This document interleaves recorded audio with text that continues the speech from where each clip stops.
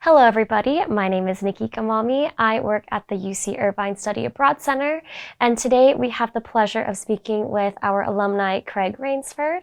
Craig, if you could give a brief intro about yourself. Sure. Hi, I'm Craig Raynsford. Graduated from the University of California, Irvine in 1977. Went on to get my Juris Doctorate degree from Georgetown Law School in Washington, D.C. I worked for 40 years as an attorney for the government. During that time, I had many opportunities to return to UCI to speak both to the undergraduate college as well as the law school once it opened in 2009. After I retired, my wife and I, who was also a UCI graduate, returned to Orange County and are enjoying our time with our children and grandchildren. Beautiful. Thank you so much. And it's so wonderful to have you here today. So I was just curious, what is it that inspired you to study abroad and why Kenya? I think it's multitasking was the opportunity. I'm impatient like a lot of people are, to do two things at one time, to continue my studies and education as well as travel.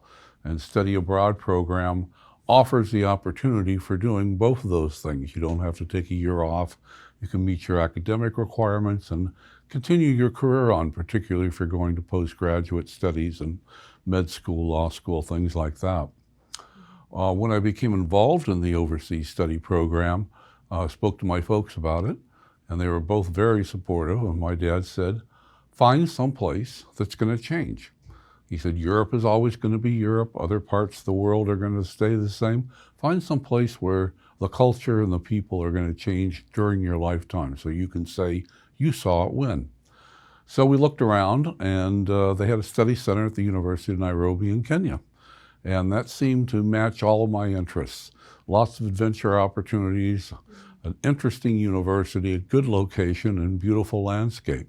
So we chose the University of Nairobi for the study center. That's incredible, and I think that that's great advice that your dad had given you. So what was the day-to-day life looking like for you while you were abroad?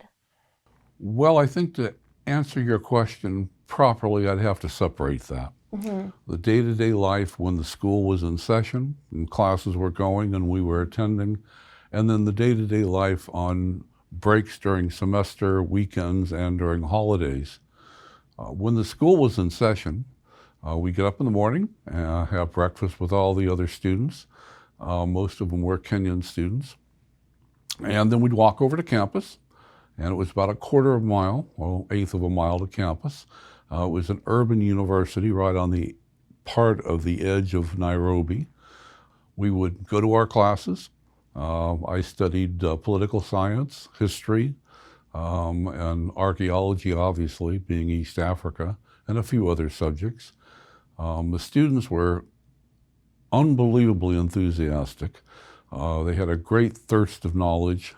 It took me a while to figure this out, but they saw their education as, one, a privilege to be at the university.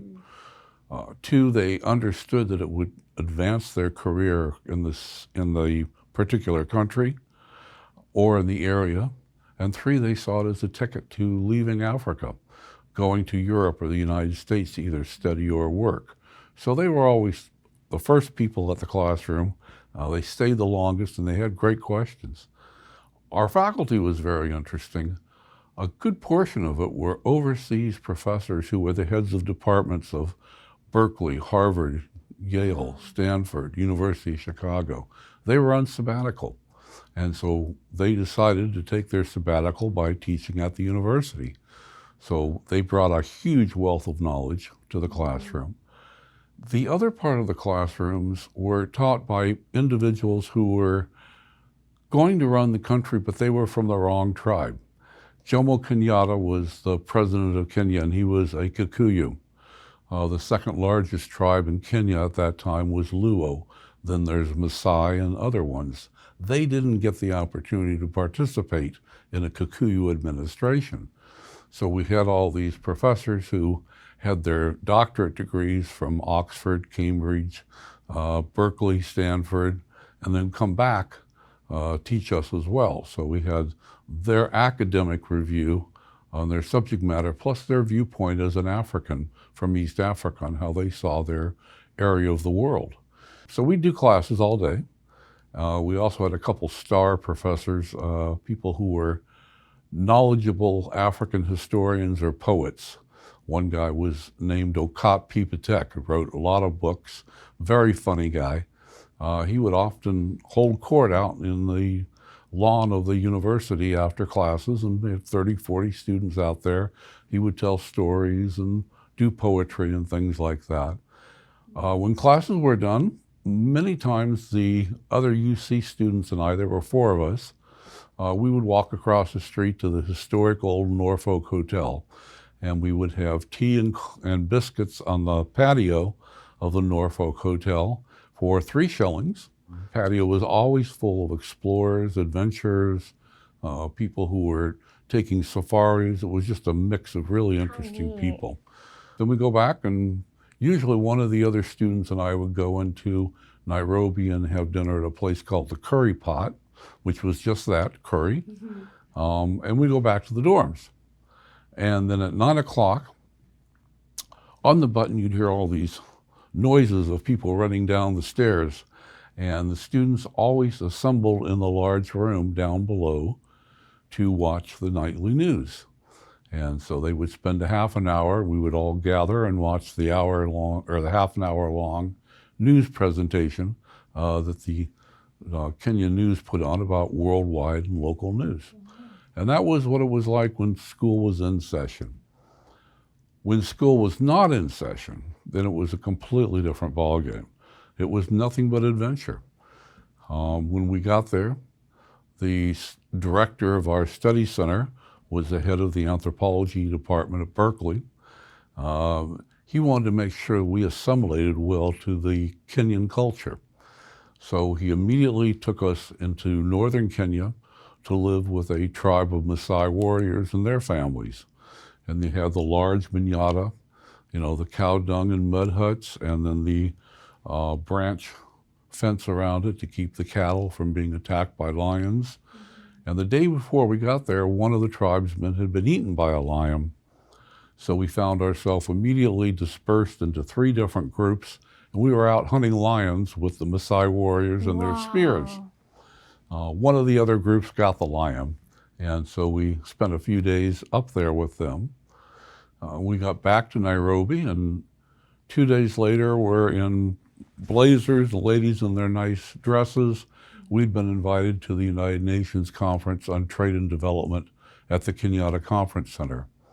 And I can vividly remember sitting 10 feet away from then President of the Philippines, Ferdinand Marcos, then Secretary of State of the United States, Henry Kissinger, and then Secretary General of the United Nations, Kurt Waldheim, and listening to them all speak one day. On another vacation time, we took a 5,000-mile trip through Africa with a Land Rover. The UC students, we piled in, and we went through all the game parks in Tanzania, Lake Manyara, got charged by an elephant there. Ngorongoro Crater, got charged by a rhinoceros there when we got our Land Rover stuck in a marsh. That was kind of fun. That got my attention. I'm sure. We spent Christmas Day at Olduvai Gorge, Mary Leakey and Richard Leakey's excavation area for archaeology. And then we moved into the Serengeti.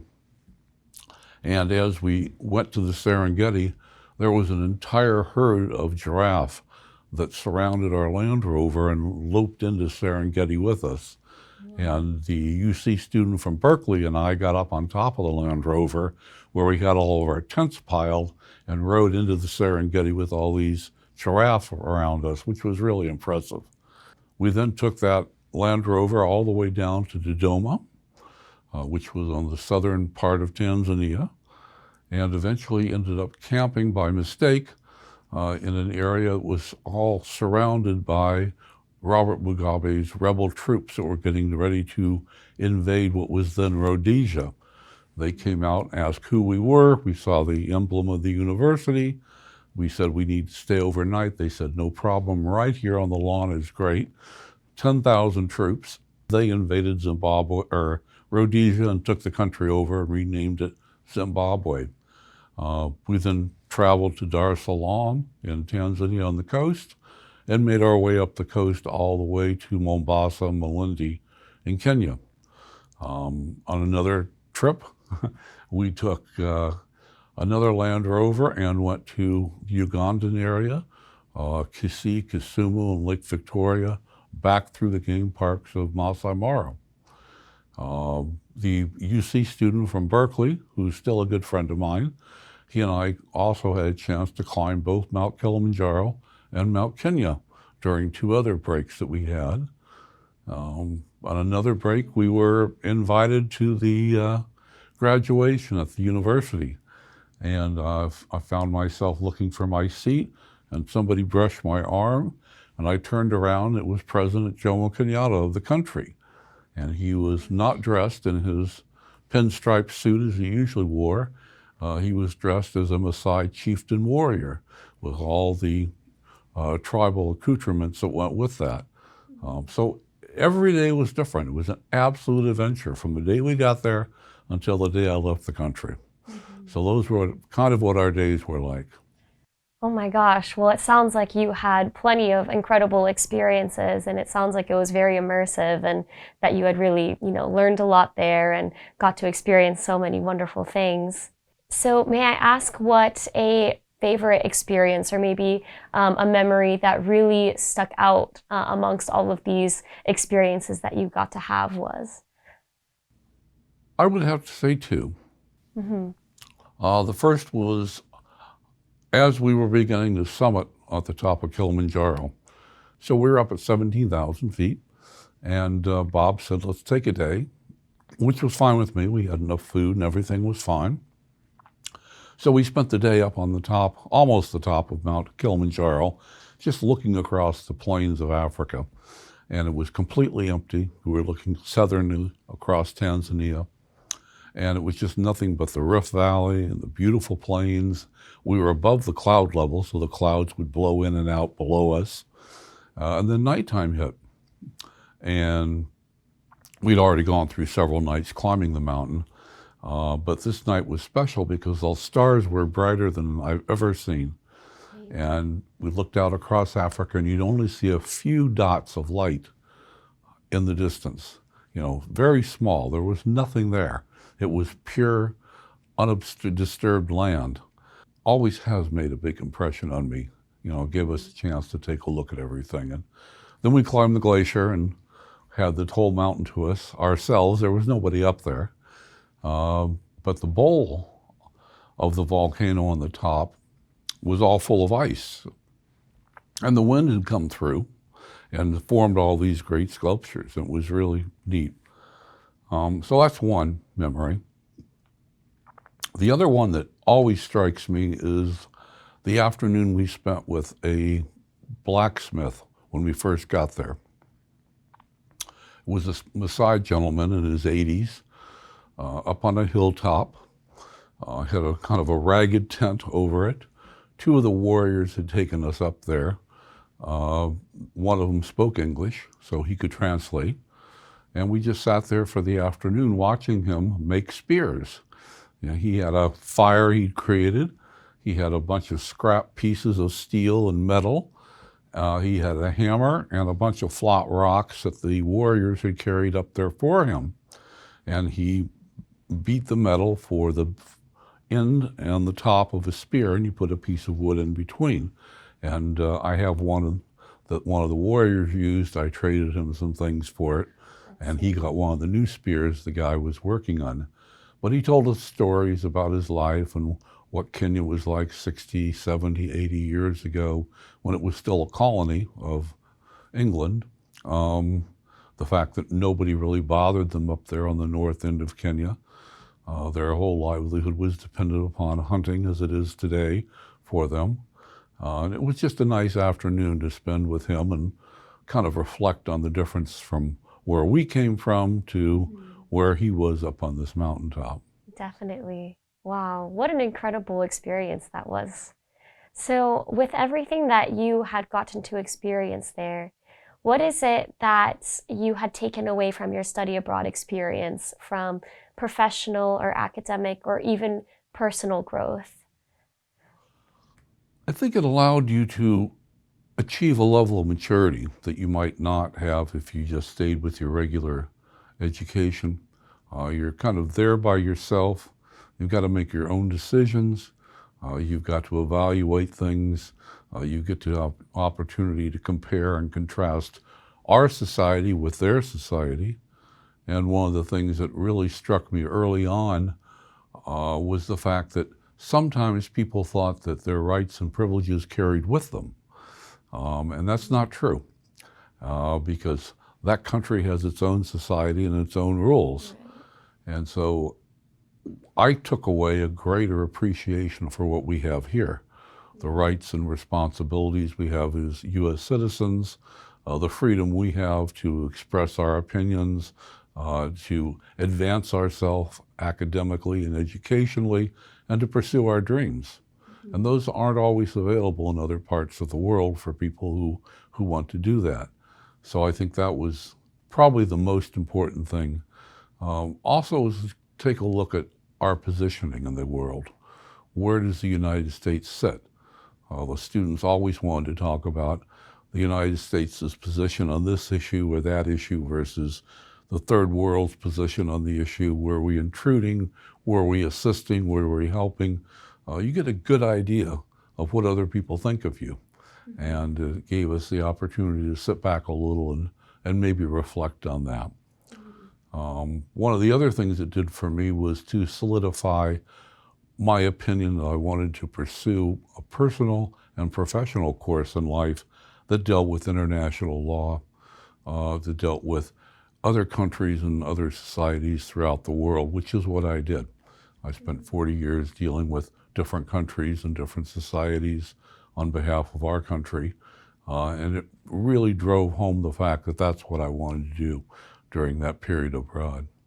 Well, it was basically a major shock when we got there with respect to the difference between our society and Kenyan society. In addition to all the rights and privileges and things that we experience here, the viewpoint of that society is to a large extent completely different than our viewpoint. And so we had the opportunity to speak with the people who were in that country, learn what was important to them, learn what their thoughts and dreams would be for their lives, and figure out whether they could achieve those. And oftentimes the road that we have is completely different than the road they have in trying to achieve their goals. Professionally, as I went along in my own profession, it helped me to sit back a little and look at what the other person was doing. Put yourself in their shoes.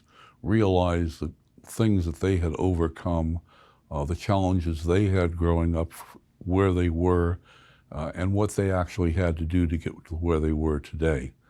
Our road was much different. We live in a bubble, if you will, in Orange County. It's very protective. When you're over in a country like Kenya or another third world country, things are not as protective. You've got to be careful of what you say, what you do. You've got to be constantly observant of the area around you, something that people occasionally call situational awareness. Those were the things that we learned very quickly. Also to respect the people, to realize that our culture is not any worse or any better than theirs. And their principles and their ideals and their thoughts are equal to ours, and to look how they differ. And over the years, while I was there, our good friends on campus who were either Ugandan or Kenyan, everybody would peel back a few layers and we'd actually get to know them and they'd get to know us a little better, and we could delve into what their thoughts were about certain things, and they were not shy in asking us about what our opinions were about things.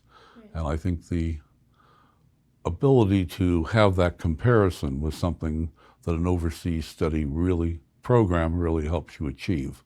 It takes you out of a comfort zone where things are pretty similar to the way you act. Everybody's got the same thoughts or the same background to a large extent, And here it's completely different. You've got to reorganize yourself, and you've got to put yourself in a different mode, more mature mode, and realize that your day-to-day activities are reflective not only of yourself, but your country. And it can be a challenge sometimes. But I think that's one of the things that I took away from it.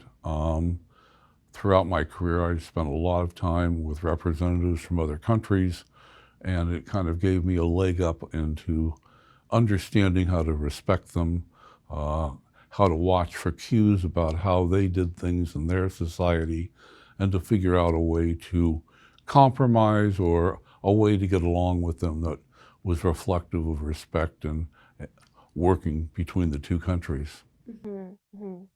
Definitely. Thank you so much for sharing your experiences, and I think that those are very applicable to a lot of students that would consider studying abroad. What advice would you give for students who are considering studying abroad? I would say plan and participate. I mean, the most important thing is to take that step to figure out if studying abroad is something you want to do, and look at all the benefits that you can achieve during that 1 year. It's a great opportunity. It's something I think everybody should have an opportunity to do. It expands your horizons dramatically. It works on your maturity. It lets you look at things in a different way. And also, when you come back from that experience, it lets you complete out your college years, I think, with an elevated level of maturity and insight, as opposed to what other people who didn't participate might have. At least that's what I see.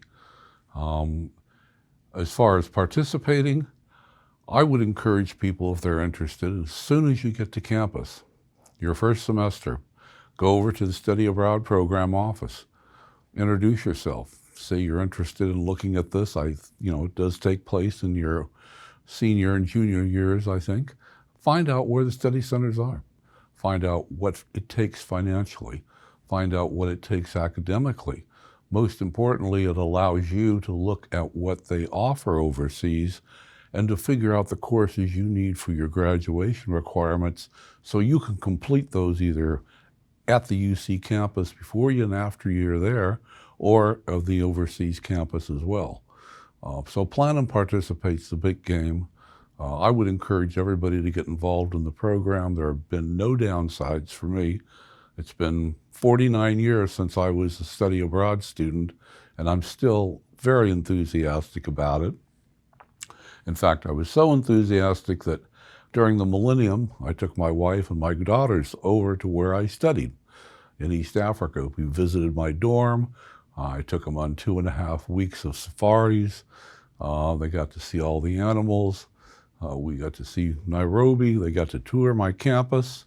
It was a great experience, and it's one that I think everybody should avail themselves of. I think that's wonderful advice. Thank you so much for sharing, and thank you so much for your time. No problem. Hope you have a successful program and it works well. Thank you. If you're a student who's considering studying abroad, the Study Abroad Center is here to support you. We have plenty of resources that are here at your disposal, and we also have advisors and peer advisors that would love to assist you on your study abroad journey. You can either stop by our office for our walk-in hours, or you can even book an appointment with one of our advisors. We would love to see you and to help you in your study abroad journey.